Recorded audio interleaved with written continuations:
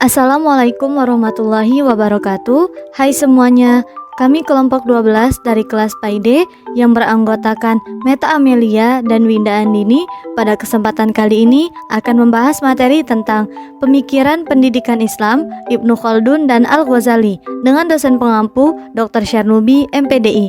Baiklah, langsung saja kita masuk ke pembahasan. Biografi Ibnu Khaldun.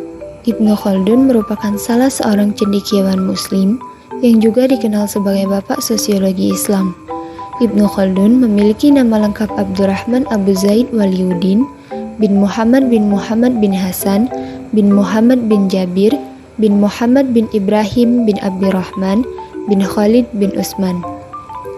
Selain pernah menjadi seorang dosen dan guru besar di salah satu universitas ternama, beliau juga menekuni bidang politik atau pemerintahan.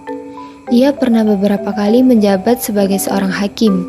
Bahkan, meninggal dunia juga dalam keadaan masih menjabat sebagai seorang hakim. Pemikiran pendidikan Islam menurut Ibnu Khaldun meliputi beberapa hal, yaitu mengenai hakikat manusia, tujuan pendidikan Islam, kurikulum pendidikan, metode pendidikan, sikap pendidik dan peserta didik yang baik, dan lingkungan pendidikan. Pemikiran Ibnu Khaldun mengenai hakikat manusia ialah bahwasannya manusia merupakan makhluk berpikir, makhluk yang berkepribadian utuh, manusia sebagai khalifah Allah fi al-ardi, dan manusia sebagai makhluk individu dan sosial. Sedangkan tujuan pendidikan Islam menurut beliau ialah untuk mengembangkan potensi jasmani dan rohani, mendidik manusia agar mampu hidup bermasyarakat dengan baik, dan mendidik manusia agar mampu melakukan aktivitas yang bernilai ibadah. Selanjutnya, pemikiran Ibnu Khaldun mengenai kurikulum. Menurut beliau, ada beberapa karakteristik yang harus dimiliki oleh suatu kurikulum, yaitu tidak adanya pemisahan antara ilmu teoretis dengan ilmu praktis, adanya keseimbangan antara ilmu agama dan ilmu akliyah, menganggap mengajar adalah alat terpuji untuk mencari rezeki, dan kurikulumnya berorientasi untuk menjadikan pengajaran bersifat umum. Sedangkan, mengenai metode pendidikan, Ibnu Khaldun mengemukakan beberapa metode yang bisa digunakan seperti metode hafalan, metode dialog, metode widyawisata, metode keteladanan, metode pengulangan atau al-tikrar, dan bertahap al-tadrij. Selanjutnya, mengenai sikap pendidik dan sikap peserta didik. Menurut Ibnu Khaldun, sikap pendidik yang baik ialah seorang guru harus menjadi teladan bagi anak didiknya, dan seorang guru harus menguasai metode yang relevan dalam mendidik anak muridnya. Sedangkan sikap peserta didik, yaitu peserta didik hendaknya memahami bahwa semua kemampuan yang ada pada dirinya ialah semata-mata anugerah dari Allah, dan peserta didik diharapkan jangan pernah memiliki keraguan dalam mencari kebenaran atau dalam menuntut ilmu. Dan yang terakhir, mengenai lingkungan pendidikan.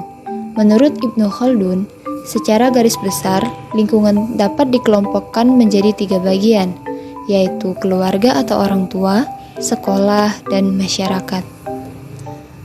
Baiklah, pembahasan selanjutnya yaitu tentang Imam Ghazali. Biografi Imam Ghazali.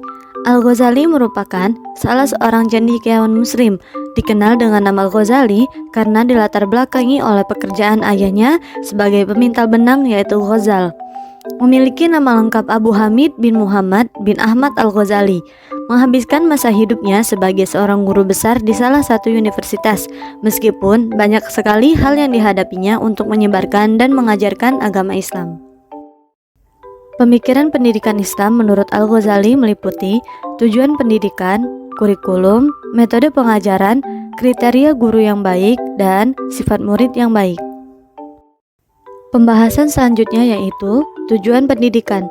Tujuan akhir yang ingin dicapai melalui kegiatan pendidikan menurut pemikiran Al-Ghazali ada 2, yaitu pertama, Tercapainya kesempurnaan insani yang bermuara pada pendekatan diri kepada Allah Subhanahu wa taala, dan kedua, kesempurnaan insani yang bermuara pada kebahagiaan dunia dan akhirat. Selanjutnya, kurikulum.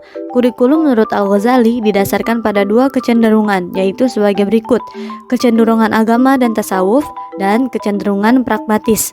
Selanjutnya, metode pengajaran. Menurut Al-Ghazali, faktor keteladanan merupakan bagian penting dari metode pengajaran. Pembahasan yang terakhir yaitu kriteria guru dan sifat murid. Menurut Al-Ghazali, seorang guru harus memiliki sifat-sifat khusus, yaitu seorang guru harus memiliki sifat rasa kasih sayang, dan seorang guru juga berfungsi sebagai pengarah dan penyuluh yang jujur dan benar di hadapan murid-muridnya. Selanjutnya, menurut Al-Ghazali, seorang murid yang baik adalah murid yang memiliki ciri-ciri sebagai berikut, yaitu seorang murid harus berjiwa bersih, terhindar dari tingkah laku yang hina dan sifat-sifat tercela lainnya, dan seorang murid hendaknya bersikap rendah hati atau tawadu. Thank you for your attention. Wassalamualaikum warahmatullahi wabarakatuh.